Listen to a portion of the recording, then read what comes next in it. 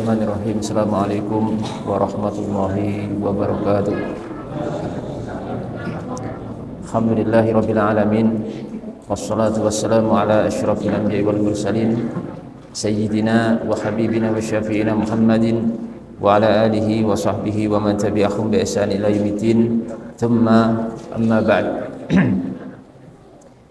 Masyarul muslimin, jamaah salat maghrib, Bapak Ibu sekalian, rekan-rekan yang kami cintai dan kami muliakan, rahimani wa rahimakumullah. Allah Subhanahu wa taala telah berfirman dalam surah At-Tahrim ayat 8. A'udzubillahi minasyaitonir rajim. Ya ayyuhalladzina amanu tubu ilallahi taubatan nasuha. Wahai orang-orang yang beriman, hendaklah kalian bertaubat kepada Allah Subhanahu wa taala dengan taubat yang nasuha. Di dalam ayat ini Allah Subhanahu wa taala memerintahkan kepada kita sekalian, orang-orang yang beriman, untuk bersegera bertaubat dan meminta ampun kepada Allah Subhanahu wa taala saat kita melakukan satu dosa ataupun kemaksiatan. Karena salah satu sifat dan ciri penciptaan kita sebagai manusia adalah tempat salah dan dosa ataupun tempat kekeliruan.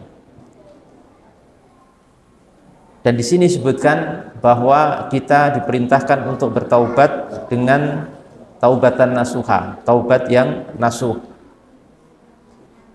Makna daripada taubat yang nasuh, pertaubatan seorang hamba itu maknanya adalah al-khalisu lillahi ta'ala, seorang bertaubat benar-benar murni niatnya karena Allah Subhanahu wa taala, bukan karena yang lain, bukan karena tujuan-tujuan tertentu, khalian anisyawaib, dan bersih dari berbagai kotoran-kotoran ataupun hal-hal lain yang mengotori niat tersebut. Jadi kita diperintahkan oleh Allah Subhanahu wa taala untuk bertaubat jika melakukan satu kemaksiatan atau kemungkaran ataupun pelanggaran dari hukum-hukum Allah Subhanahu wa taala. Kita diperintah untuk bertaubat dengan taubatan nasuha. Lah makna taubatan nasuha itu tadi apa maknanya? Bahwa kita ini bertaubat kepada Allah Subhanahu wa taala dengan ikhlas, murni. Niat kita itu memang karena Allah, bukan karena materi, bukan karena jabatan, bukan karena tujuan-tujuan tertentu, tapi murni karena apa? Allah Subhanahu wa taala. Ya, murni, bersih dari berbagai kotoran dan niat-niat serta tendensi-tendensi lain selain Allah Subhanahu wa taala. Dan ini merupakan, Bapak Ibu sekalian, salah satu bentuk rahmat Allah Subhanahu wa taala kepada kita sekalian orang-orang beriman. Karena kita ini kan nggak mungkin bersih dari dosa, bersih dari kesalahan itu tidak mungkin. Karena itu hanya dimiliki oleh Nabi kita Muhammad Shallallahu Alaihi Wasallam. Kalau Nabi Muhammad itu tidak pernah berbuat salah, berbuat dosa maksiat, tidak mungkin, karena beliau itu maksum, dijaga oleh Allah Subhanahu wa taala. Adapun kita itu tidak mungkin bersih 100% dari dosa atau maksiat pada Allah Subhanahu wa taala. La wujud daripada rahmat Allah, kasih sayang Allah kepada kita adalah dengan menyediakan solusi untuk kita yang seperti ini penciptaannya. Apa solusinya? Diberikan pintu dan kesempatan taubat. Jadi sangat mudah sekali seorang bermaksiat, misalkan seorang minum khamr, minum minuman mabuk-mabukan bertahun-tahun, bahkan mungkin lebih dari 5 tahun, mungkin ada yang hobi minum sampai mungkin 10 tahun, tapi cukup dengan taubat sekali niku sudah diampuni. Jadi seakan-akan kalau kita pikirkan itu tidak berimbang. Ada orang bermaksiat minum minuman keras selama 10 tahun misalkan gitu, cuma sekali taubat sudah diterima. Bayangin, cuma sekali bertaubat sudah diterima oleh Allah Subhanahu wa taala, dan taubatnya sangat ringan sekali. Ya, sangat ringan sekali. Dan ini kita wajib bersyukur pada Allah Subhanahu wa taala, kita gunakan pintu ini sebaik-baiknya. Sampai-sampai Nabi kita Muhammad sallallahu alaihi wasallam mensifati orang-orang yang bertaubat kepada Allah menika sebagai kekasih Allah dan seperti orang yang tidak punya dosa, yang kembali dilahirkan oleh ibunya. Nabi kita Muhammad SAW sabda, "Ata ibu," orang yang bertaubat itu Habibullah, kekasih Allah Subhanahu wa taala. Karena ada istilah Habib. Habib niku maksudnya kekasih. Ya. Kalau di Indonesia itu biasa, di Indonesia di Yaman itu biasa untuk gelar keturunan Rasulullah itu namanya Habib. Jamaknya Habaib. Kalau di Saudi itu biasanya dengan Syarif atau Syarifah. Ya, itu seorang yang bertaubat kepada Allah itu Habibullah, kekasih Allah Subhanahu wa taala. Jadi misalkan kula panjenengan tersadar telah melakukan satu maksiat gitu. Apa saja nih? Entah berbohong, entah apa saja, pokoknya bertaubat kepada Allah Subhanahu wa taala, maka saat kula jenengan taubat niku kita dicintai oleh Allah Subhanahu wa taala, kekasih Allah Subhanahu wa taala. Jadi luar biasa gitu.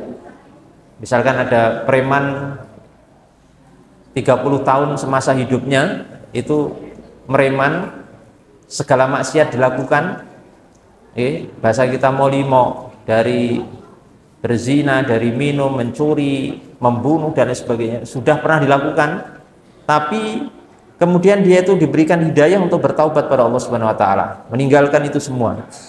Itu langsung menjadi kekasih Allah Subhanahu wa taala. Ata ibu Habibullah. Orang yang bertaubat itu apa? Kekasih Allah Subhanahu wa taala. Wa ta'ibu minadz-dzambi kaman la dzambalah. Dan seorang yang bertaubat kepada Allah dari dosa itu seperti orang yang tidak punya dosa. Jadi misalkan ada seorang yang bertaubat dari dosa-dosanya itu seperti apa? Seperti la dzambalahu, seperti orang yang sudah tidak punya dosa sama sekali. Seperti ketika dilahirkan oleh ibunya. Seperti ketika dilahirkan oleh apa? Ibunya. Jadi ini Islam itu agama yang sangat luar biasa, Pak. Agama yang sangat penuh dengan kemudahan dan penuh dengan berbagai kekhususan-kekhususan yang mungkin itu tidak ada di agama-agama sebelum daripada Islam. Bagaimana seorang yang bermaksiat selama 40 tahun misalkan atau 50 tahun. Saya tadi dapat kiriman itu, ada seorang bapak-bapak sudah umur 60 lebih, itu baru tobat dari maksiatnya yang hobi minuman keras. Selama puluhan tahun itu hobi minuman keras, dan diberikan kesempatan hidayah oleh Allah di ujung umurnya sebelum wafat untuk taubat. Dan dosa selama mungkin 40 atau 50 tahun dia minum itu dihapus dengan sekali taubat. Bayangkan itu. Seperti kaman la dzambalahu, seperti orang yang tidak punya dosa. Makanya ini sebenarnya tidak berimbang ya. Maksudnya enak-kenaan gitu loh. Sudah menikmati maksiat 50 tahun, pas mendekati meninggal sudah umur 60 tahun baru tobat. Itu sebenarnya kalau dikalkulasi niku tidak imbang. Keenaan orang ini tobatnya 50 tahun langsung tobat, terus mungkin umur 60 tahun meninggal. Tapi memang seperti itu, rahmatnya Allah Subhanahu wa taala itu sangat luas sekali.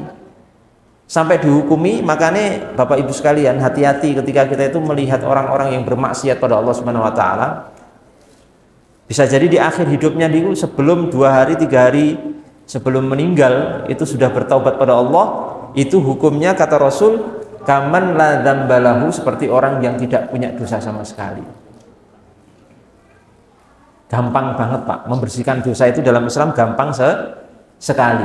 Taubat, meninggalkan semua maksiat, menyesal dan tidak mengulangi lagi, maka itu langsung dibersihkan oleh Allah Subhanahu wa taala seperti apa? Kula panjenengan dilahirkan oleh ibu kita. Luar biasa. Jamaah yang dimuliakan Allah Subhanahu wa taala,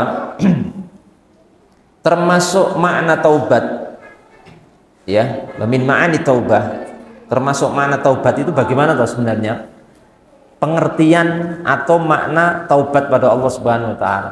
Jadi monggo kalau kula panjenengan memiliki teman, sahabat, tetangga, kenalan yang mungkin masih bermaksiat, belum mau sholat, belum mau puasa Ramadan, masih berkubang dengan kemaksiatan, ya itu lahan dakwah kula panjenengan. Didekati pelan-pelan, diberi support, motivasi, ya, diberikan penguatan supaya tergugah hatinya untuk bertaubat pada Allah Subhanahu wa taala. Itu luar biasa, Pak. Lah, termasuk makna taubat niku napa? Tarkul ma'asi fil hal. Meninggalkan kemaksiatan saat itu juga. Jadi misalkan maksiatnya napa?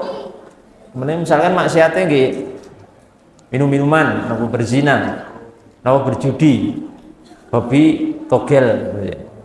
Hobi napa? Togel, atau hobi lain saya kurang paham karena saya nggak pernah main. Yang saat niku darurat niku malah itu judi online, Pak. Ngeslot. Judi napa?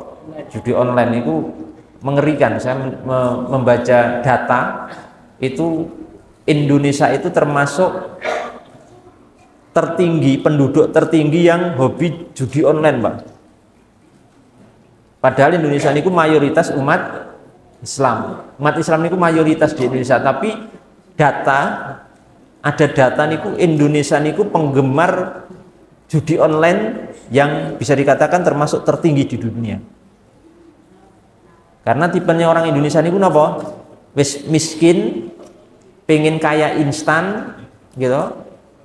Ndak rekoso, tapi pengen cepet kaya, punya banyak duit. Niku cara berpikirnya orang Indonesia seperti itu. Makanya jalan satu-satunya apa? Berjudi, pasang togel, pasang slot, judi online, pasang 5.000 nanti bisa mendapat misalkan 50 juta, kan seperti itu. Nek dulu ya zaman orde baru, zaman Pak Harto itu enten Prokes.